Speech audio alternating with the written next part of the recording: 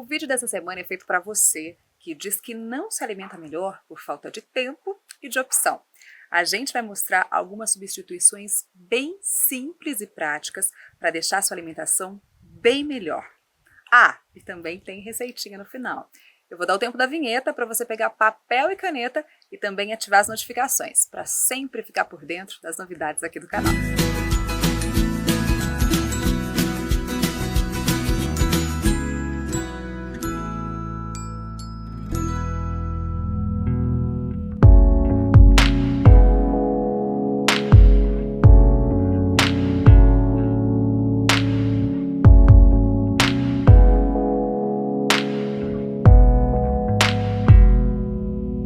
E quem vai nos ajudar com essa missão de comer melhor é a Tainá Gaspar, que é nutricionista.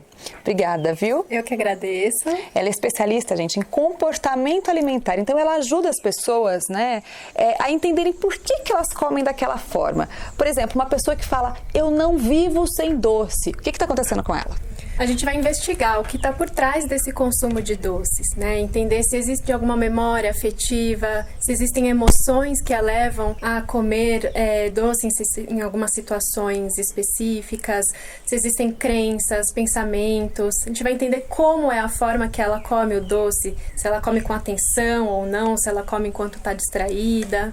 A gente vai entender todas essas questões para conseguir regular o consumo de doces. E para quem quer se alimentar de uma forma mais saudável, mais nutritiva... Ai! Meu Deus! E no caso de uma pessoa, então, que quer se alimentar de forma saudável, mas acha que não dá, que é muito difícil, que não tem opção, não vou conseguir, isso também é uma crença dela? Você também vai investigar? Sim, nós vamos conversar muito sobre quais são os alimentos que ela tem hábito, quais alimentos ela gosta.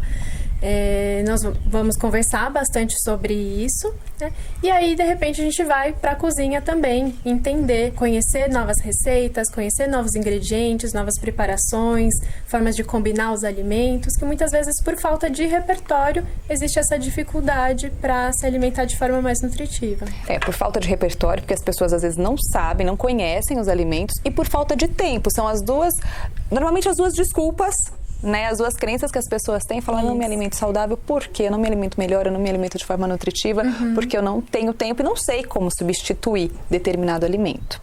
Por isso a gente vai fazer um jogo aqui com a Tainá, tá? Eu vou falar alguns alimentos aqui para ela e ela vai falar algumas substituições possíveis pra gente ajudar quem tá em casa a pensar que sim, dá para ser diferente, eu não vou morrer se eu ficar sem esse alimento.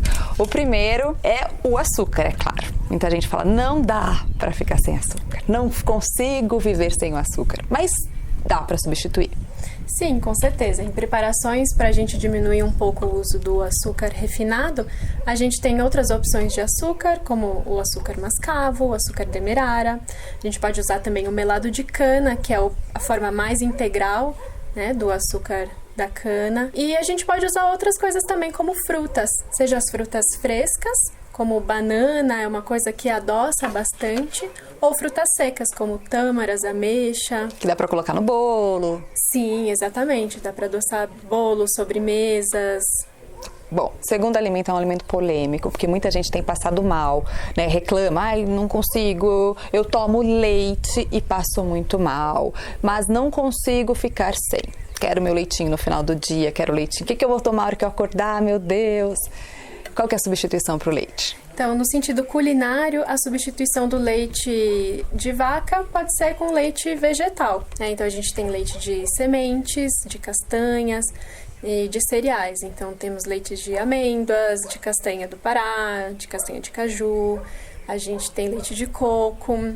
Tudo isso nessas lojas de produtos naturais tem várias opções. Sim, tem várias opções. Também nos bolos a gente consegue... A gente consegue também usar em bolos sucos de frutas também. Então, por exemplo, se eu vou fazer um bolo de laranja, eu uso suco de laranja, ou uso suco de maracujá num bolo de maracujá, ou a própria água em alguns bolos também. A gente não tem necessidade de colocar leite. Molho branco, dá pra fazer molho branco sem leite? Dá pra fazer sim.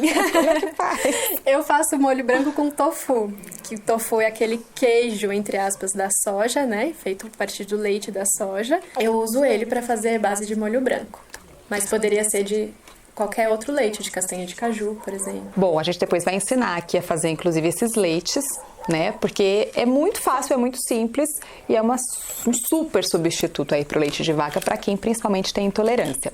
Agora, um outro alimento que as pessoas também... Tem muita gente falando, não quero comer todo dia, tanto pela questão ideológica como a questão de saúde mesmo. É a carne.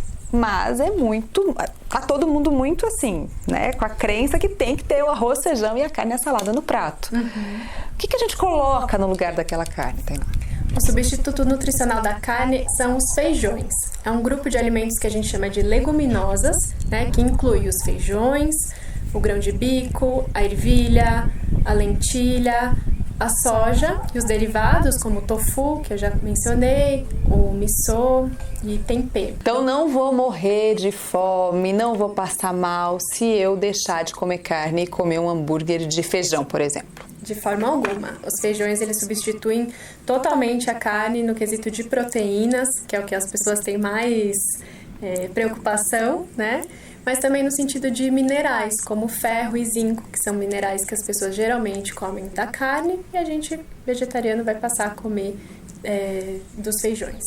Tá, inclusive tem uma receita, vou deixar o link aqui, para quem quiser assistir e ver aí hambúrguer e bolinho almôndega feito com lentilha. Tá muito bom. Último alimento agora é um alimento também polêmico, muita gente tenta cair fora desse alimento, que são as farinhas brancas, é a farinha de trigo.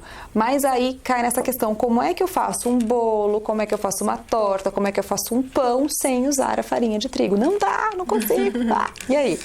Bom, para algumas preparações, como para bolos, a gente pode substituir a farinha de trigo por outras farinhas, né? Como fubá, farinha de arroz, algumas vezes farinhas de amêndoas ou de castanhas, aveia, farinha de centeio, né? Mas para outras preparações, como o pão, a gente faz uma combinação de outras farinhas, mas é importante entender que para o pão o trigo é bastante importante. A gente pode usar farinha integral, né, de trigo integral, pode usar aveia, germe de trigo, mas se não for utilizar nenhum derivado do trigo, aí é uma combinação de outras farinhas, que seria sem glúten, e entender que o glúten é o que faz o processo de deixar a textura do pão do jeito que a gente conhece. Então, o pão sem a farinha de trigo vai ter uma textura bastante diferente. Mas tudo bem também. Tudo bem também. É aumentar o repertório, ter mais um repertório de mais uma preparação que a gente pode comer. E ela vai nos ajudar a aumentar o repertório, porque ela vai fazer uma receita agora que é muito tradicional, é um prato típico brasileiro e que as pessoas acham que é impossível comer esse prato se não for feito dessa forma. Que prato é? Nós vamos fazer uma feijoada vegana. Ou seja, uma feijoada sem nenhuma carne. Vamos ver se dá certo?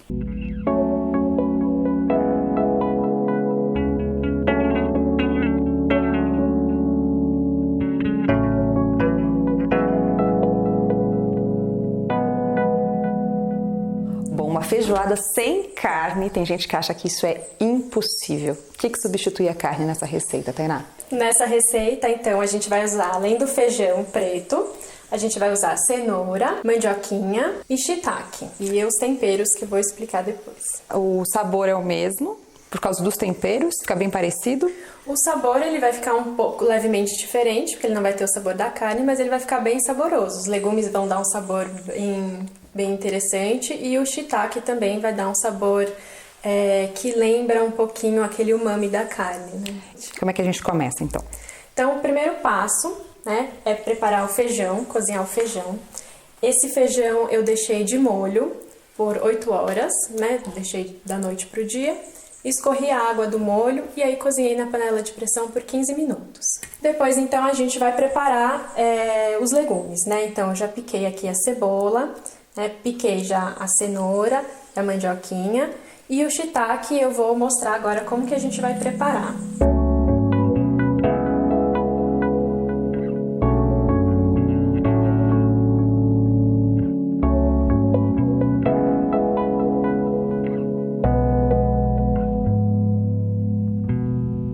E agora a gente vai refogar o shiitake aqui na frigideira, separado né, de todos os ingredientes e depois que a gente vai misturar. E você refoga com o que, o shiitake? A gente vai usar o azeite e molho de soja, shoyu.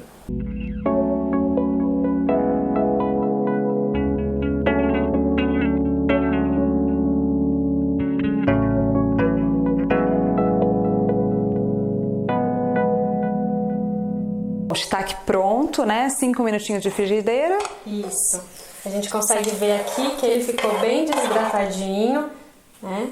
E até com os leves queimadinhos, que também depois fica gostosinho na receita. E agora com o shiitake pronto, a gente pode fazer o preparo da feijoada. Que aí agora é só misturar tudo. Só misturar tudo. A gente vai refogar os legumes, né, com a cebola e com o alho. Vamos usar os temperos, né, a gente vai usar louro e sal. E depois dos legumes bem refogadinhos, a gente junta o shiitake e por último o feijão. E aí vai cozinhar tudo junto, os legumes têm que estar crus, Os né, pra legumes cozinhar crus, junto. sim, eles cozinham bem rápido e aí a gente termina o cozimento deles com o feijão para ficar bem saboroso no feijão. Quanto tempo de cozimento agora, com o feijão já cozido? Uns 10 minutos.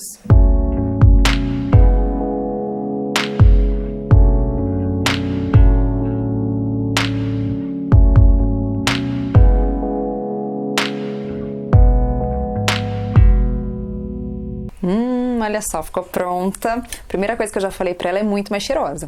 Sim, é bem mais perfumada, né? Nossa, tem um cheiro muito, muito agradável por causa dos legumes. Por conta dos legumes e dos temperos, né?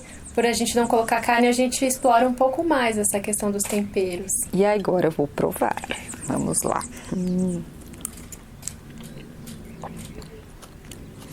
Textura é a mesma, né? Por conta dos legumes. Não muda em nada.